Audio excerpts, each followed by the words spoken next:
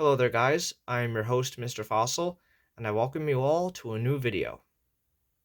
For today's video, we're going to be taking a closer look at my Murex shell specimens within my seashell collection.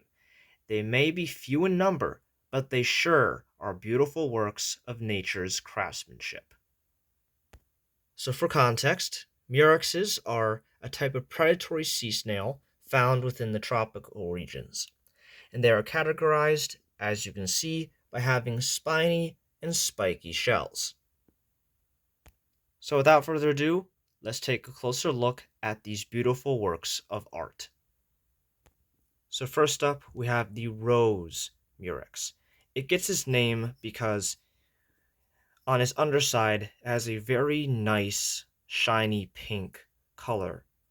This is where the snail secretes its mucuses and chemicals and stuff to make its shell, and that's why it's so glossy, rather than the outside of the shell, which is more rough and battered. But I gotta say that this shell is really nicely textured, and it's actually not really spiny like the other ones. It has more like little knobs on it, but they are technically little spines if you think about it. It does have even much larger spines, as you see in the back, but it's not as spiny as my other Murex shells. And I got this shell when I went to Mystic, Connecticut, when I went to one of their shopping villages. You know, they have very good shops in that village. But yeah, this is a very nice specimen, and I've always wanted to have one of these. Also, another thing I like about the rose murex is you can actually see the layers of the shell being added on as the snail grew. For example, you see here, there's a layer, then you turn, there's a layer, then here's another layer, and then finally we have this layer here. So that's pretty much proof of the snail adding more layers to the shell as its body grew. That's basically what all snails do. They add layers and rings to their shells. But yeah, a very beautiful specimen. What do you guys think? Next, we have another specimen from Mystic, Connecticut, and this is the zebra murex. And I think you guys know why it has this name, because it has white and black stripes akin to the zebra. Pretty obvious, isn't it? This one is barely any spines. Like, you can see the little knobs and spines on it, but there really isn't much to see on this shell. Like, really isn't much at all. Unlike the rose murex, where you had knobs all over, but wasn't really spiny. But this one just has knobs, as you can see, and has spikes at the tips. But yeah, this one is pretty cool. I actually overall like its color scheme, like the black and white stripes. As you can see, the white and the black blend together and to form brown splotches. And it kind of reminds me of like a burnt marshmallow that you're roasting on a campfire on 4th of July in the summertime. But, or if you will, a spiny marshmallow. But yeah, this is a very nice specimen. Another favorite of mine in my collection. What do you guys think? Next, we have this one, the most peculiar of all.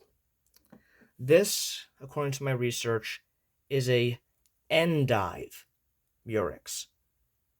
Endive kind of reminds me of the character from Chowder, the big fat lady, and the spice endive. I don't know why they gave it this name, but pretty cool. As you can see, out of all the other Murexs you've seen so far, the endive murex is the most spiky and spiny. And I gotta say, this is the most fragile shell out of all the specimens that I own. Like, look at all those spines, those intricate spines. Look at all of them.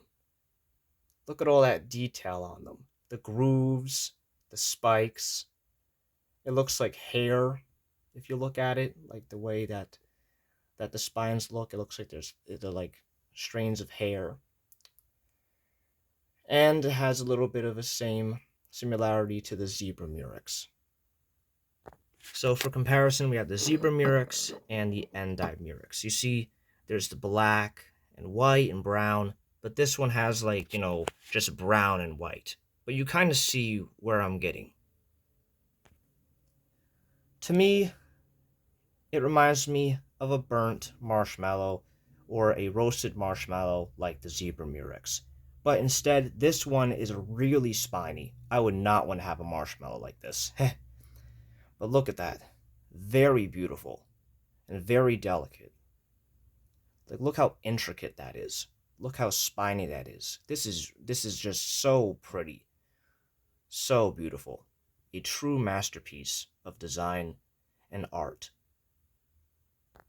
And last but not least, we have the biggest specimen out of them all, the Mimosis Murex. And this one is mostly purely white. But its underside, its lips around the rim have a bit of pink. And of course it's glossy here, because that's where the snail secretes its chemicals.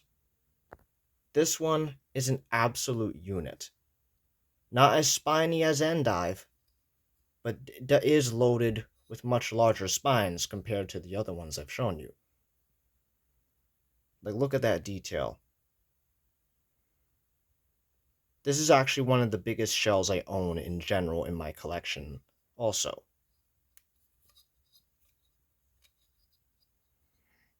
But yeah, this one is also a beauty as well.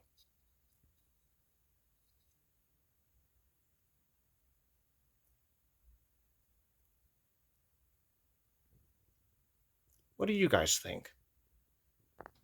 But there you have it, guys. My 4 Murex specimens in my seashell collection. And I gotta say, these shells truly prove the testament of artistry in nature. Like, it just shows you what, Mother Nature is capable of, like what these snails can do. These are just such beauties. And seashells in general are also beautiful. I love seashells very much. And I consider these like masterworks of evolution. It just goes to show, don't judge nature. And, don't assume what nature can do and cannot achieve. Like, these are beautiful specimens, just beautiful shells. I love them very much. Like, I love seashells. But that's all I have to say for today.